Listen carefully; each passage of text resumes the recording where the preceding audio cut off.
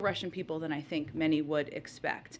So despite Putin's crackdown at home, dissenting views remain, and I think that's important to note. To publicly protest against President Putin and his war is a deeply courageous act. Their actions show the world that despite the Kremlin's propaganda, there are Russian people who profoundly disagree with what he is doing in Ukraine. One more. Speaker Pelosi's talking about sending $600 million in lethal aid to Ukraine. Is this something you support?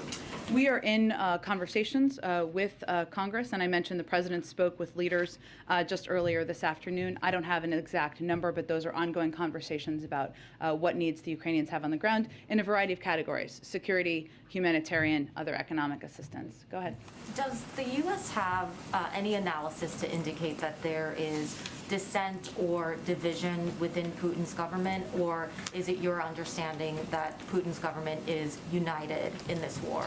It's an interesting question, and Jamie, without getting into intelligence, which obviously we look at, I mentioned obviously Russians protesting in the streets. That's not exactly what you asked about, but if you watched the meeting President Putin had with members of his national security team the other day, it was quite striking, the back and forth he had with his intel chief in that meeting.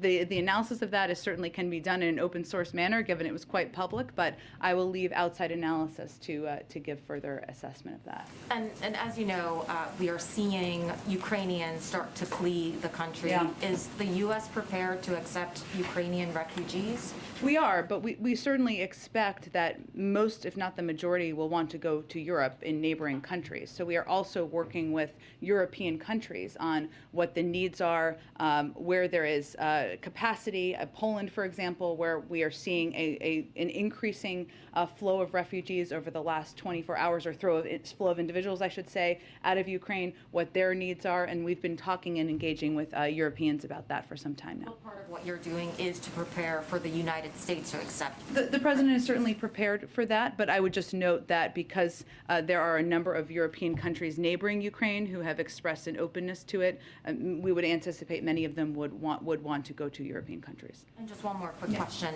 The president, of course, has repeatedly said that American troops will not enter Ukraine. Yeah. Is there any scenario that has been discussed where that decision might be reconsidered? The president has no intention of sending U.S. troops to fight in Ukraine. That has not changed. Go ahead. This was asked of the president earlier, but I don't think we got a full answer. Yesterday, Vladimir Putin said that he warned if others got involved of such consequences that you have never encountered in your history. Does the U.S. understand that as a threat of using nuclear weapons? Well, we can't obviously get into the mind of President Putin as much as he said that, nor do we know all the specific details about his strategic posture, but we don't see any increased threat in that regard at this point in time. Go ahead.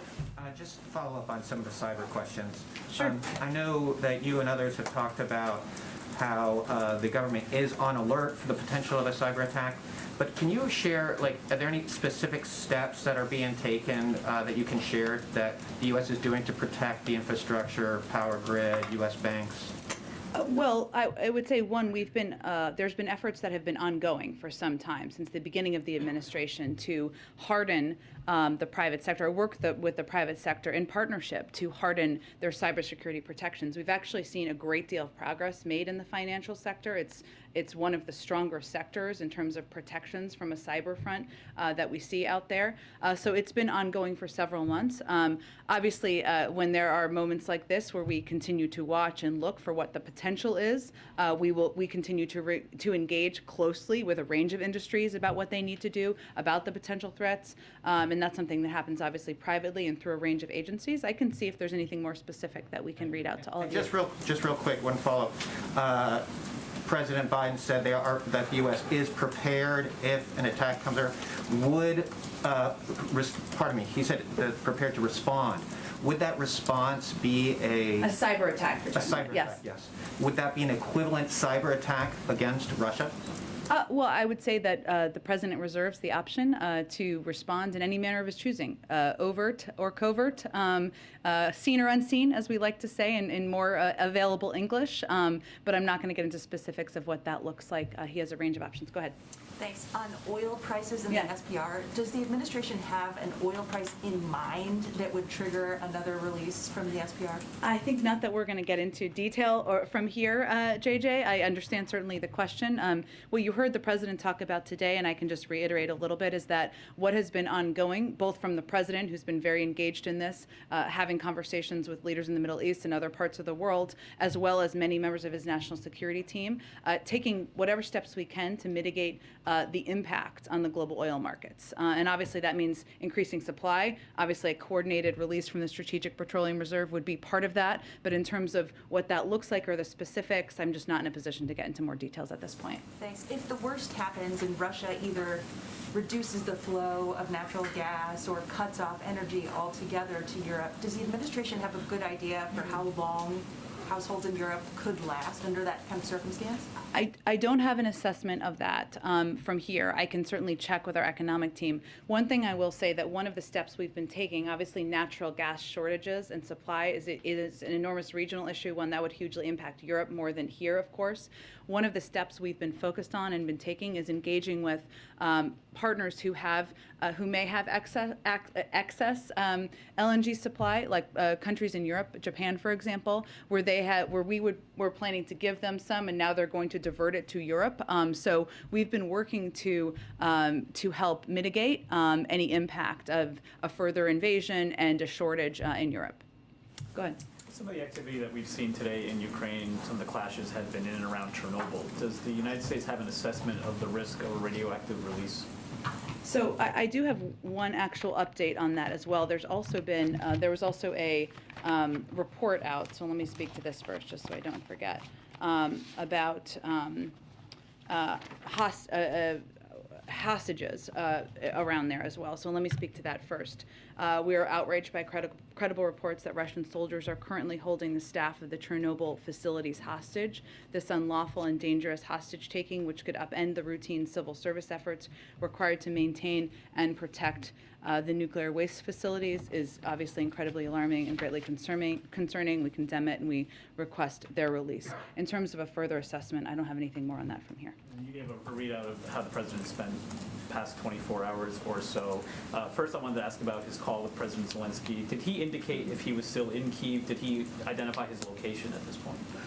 We are aware of where he is located, and we are in touch with him. I would say on that call, what they discussed is President Zelensky's request for the president to condemn the actions of President Putin and the Russians and to engage with other global leaders about it, and that's exactly what he's done. We've seen a number of statements today from former presidents, President Obama, President Bush, and also saw former President Trump on television talking about this. Has the president, you mentioned during the Afghanistan drawdown, he had been in contact with his predecessors.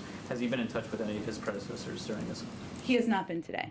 And then in terms of another domestic priority that was potentially included in his meetings today, given the situation, his time and focus and attention on the Supreme Court, on Ukraine, will this affect the timing of his Supreme Court announcement at this point? We are still on track to make an announcement before the end of the month. We have to do a lot of things around here at the same time. Go ahead.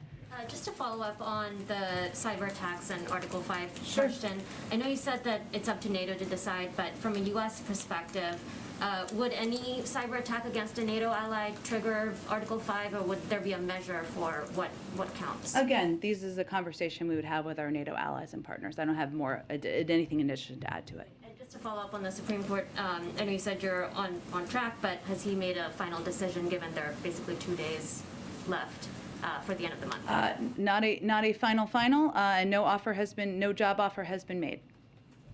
Go ahead.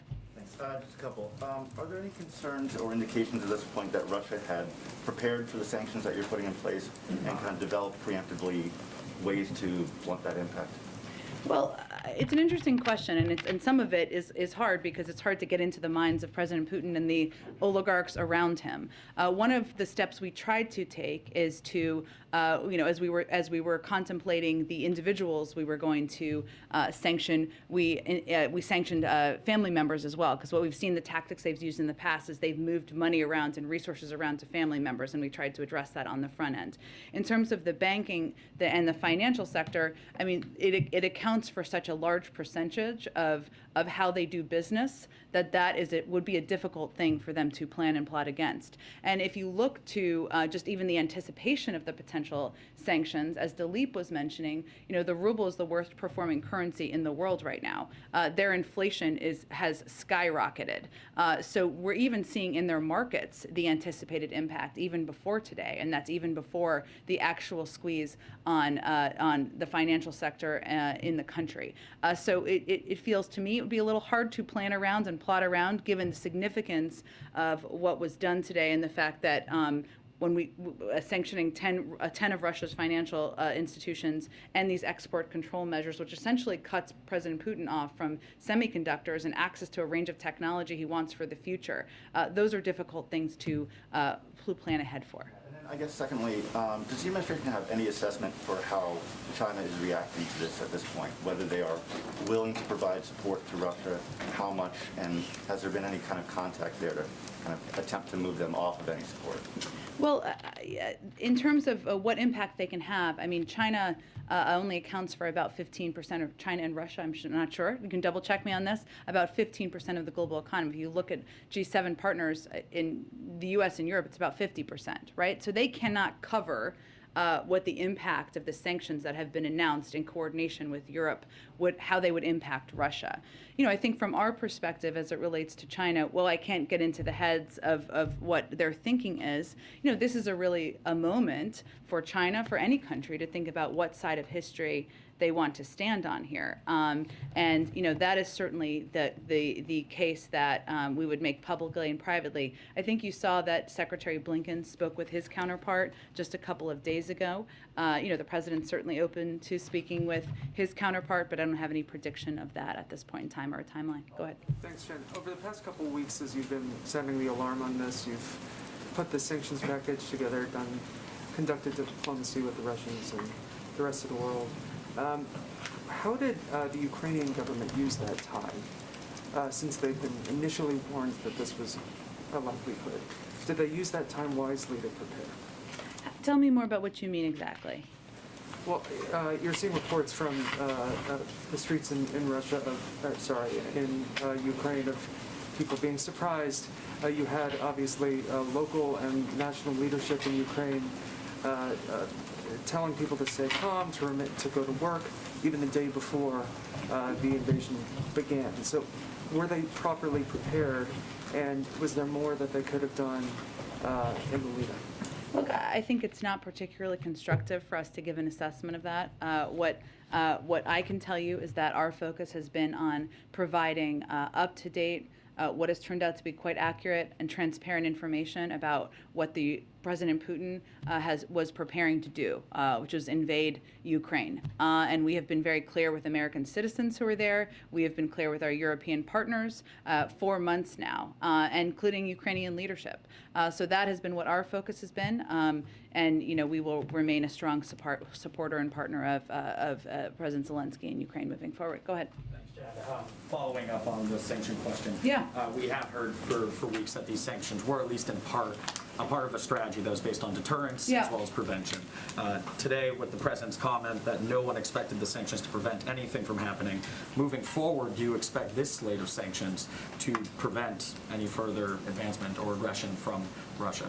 Well, I would say that later in the back and forth or the press avail, he also said when asked if sanctions cannot stop President Putin, what penalty can? And he said, I didn't say sanctions couldn't stop him, which leads me to believe that's not exactly what he meant. He also went on to say the threat of sanctions and imposing the sanctions and seeing the effect of sanctions are two different things. And the way we look at this, broadly speaking, and Dilip touched on this a little bit, is that we do see them as having a deterrent impact, right? It doesn't mean they're 100% foolproof.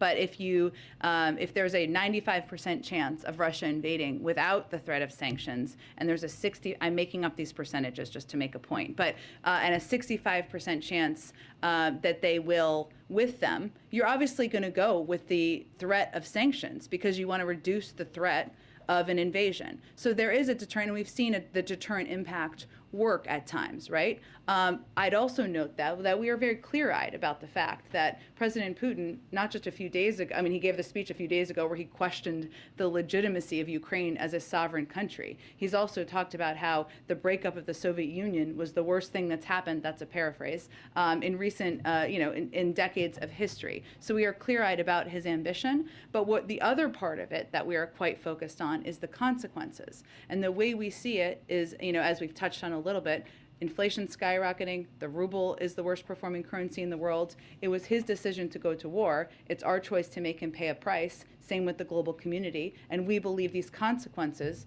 are also going to have an impact.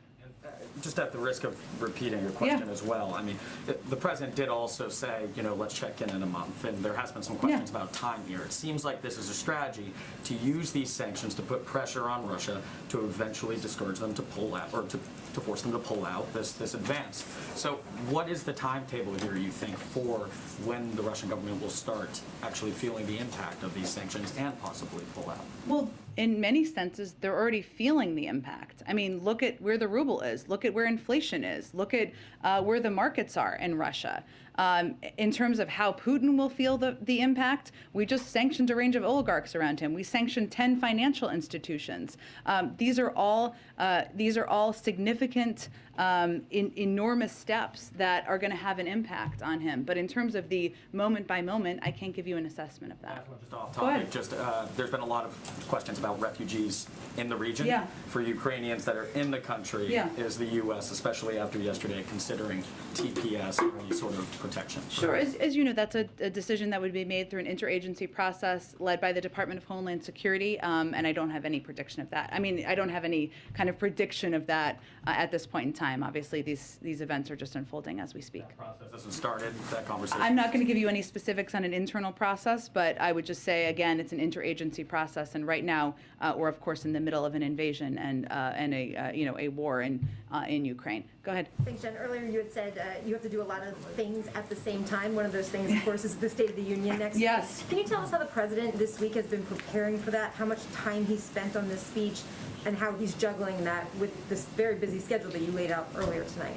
Yeah, absolutely. So in addition to obviously being very closely engaged and leading the effort on the U.S. response to the Russian military invasion of Ukraine, the president has been working with speechwriters, working with members of his policy team to finalize details of his State of the Union, starting to do some read-throughs, not too many yet. I expect those will increase in the days ahead. I expect we won't have too much of a preview for you, maybe tomorrow, but maybe more likely this weekend. He's also been engaging with his COVID team, talking about where we are in the state of the pandemic, what's next in the pandemic.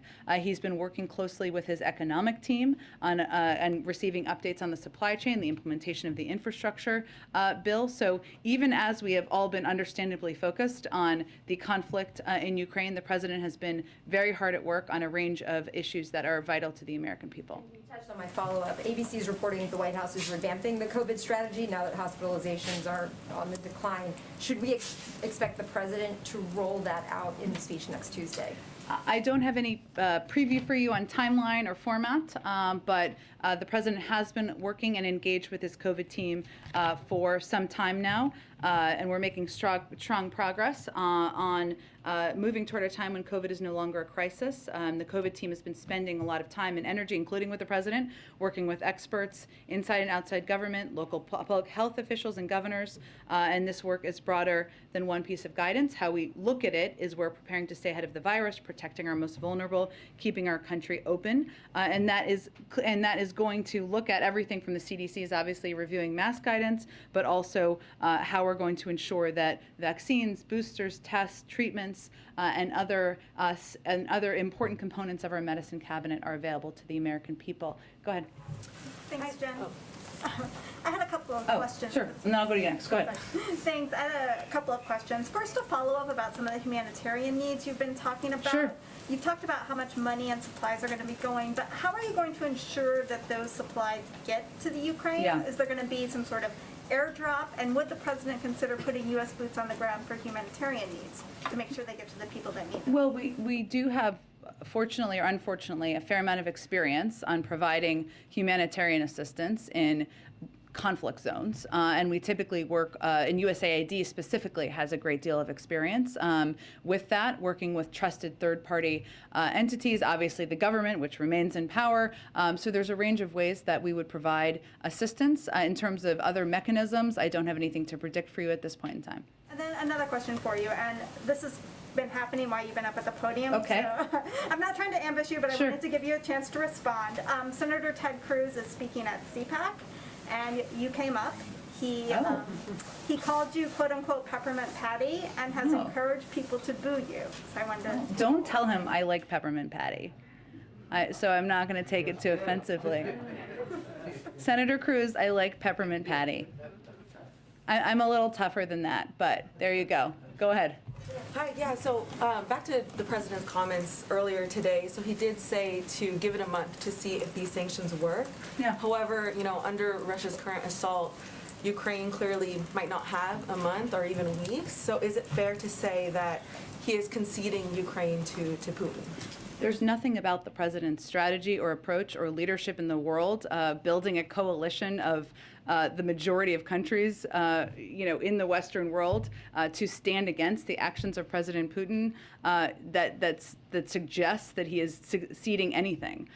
You saw him lay out a set of historic sanctions today that will maximize pain on Russia. Yes, as we've conveyed, they're meant to have a squeeze over the course of time, but we're already seeing an impact on the financial markets, on the currency, on inflation in Russia, and there are unfortunately the Russian people are going to feel the pain of that.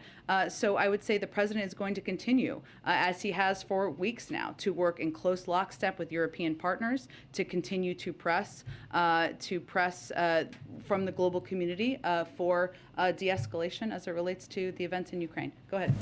Thank you, Jen. If President Zelensky is in danger of being killed or captured and put on some sort of a show trial, would President Biden send U.S. troops in on a rescue mission to get him out? Again, we are in touch with President Zelensky, who is an important partner. We support him. He's the leader of Ukraine, the president of Ukraine, but I'm not going to get into security steps. Okay. There's this talk about a possible forecast for financial pain, particularly at the gas pump for Americans. The president said today the notion that this is going to last for a long time is highly unlikely. Would he try to ensure that by lifting some of the restrictions that he's put in place on the energy industry, or rethinking some projects like the Keystone Pipeline? Well, first of all, the Keystone Pipeline is not flowing, so I'm not sure how that would solve anything. There's also plenty of oil leases that are not being tapped into by oil companies, so you should talk to them about that and why. But what the president's talking about is we certainly understand, and he said this today, right? May have been in response to your question, I don't remember. But if there's an invasion of another country by a big country, there's going to be impacts on the markets, right? And we certainly anticipated that, and we anticipate that as it relates to the global oil market as well. So that's why the president, for weeks now, has been engaging with a range of big global suppliers, some in the Middle East, others, to see what we can do to ensure there's supply out there in the market to reduce the impact on the American people. And the U.S. is one of the Russian oil industry's best customers, hundreds of thousands of barrels per day. Would the president ever consider ordering U.S. companies to stop importing Russian oil? I don't have any prediction of that at this point, Peter. We announced some significant sanctions today. Our objective is to ensure there is the greatest economic pain on Russia, and not on the Russian people, but on President Putin, and to minimize the impact on the American people, including companies here in the United States. All right, thanks everyone. See you tomorrow. He said that he thinks that Putin's going to go and try to expand back the Soviet Union. So is this, do you all think this is Act One in a multiple country invasion? Well, I'm not going to make a prediction of that, but we certainly think he has grander ambitions in Ukraine. To clarify that same point, does he believe that President Putin is going to absorb Ukraine into Russia when he says that President Putin wants to reestablish the Soviet Union? Is that what he's saying? I think he believes that, as we all do, that President Putin has grander ambitions in Ukraine. Hence, the military campaign is continuing. Thanks, everyone. Thank you, everyone. All of us from now on? We'll do this more tomorrow.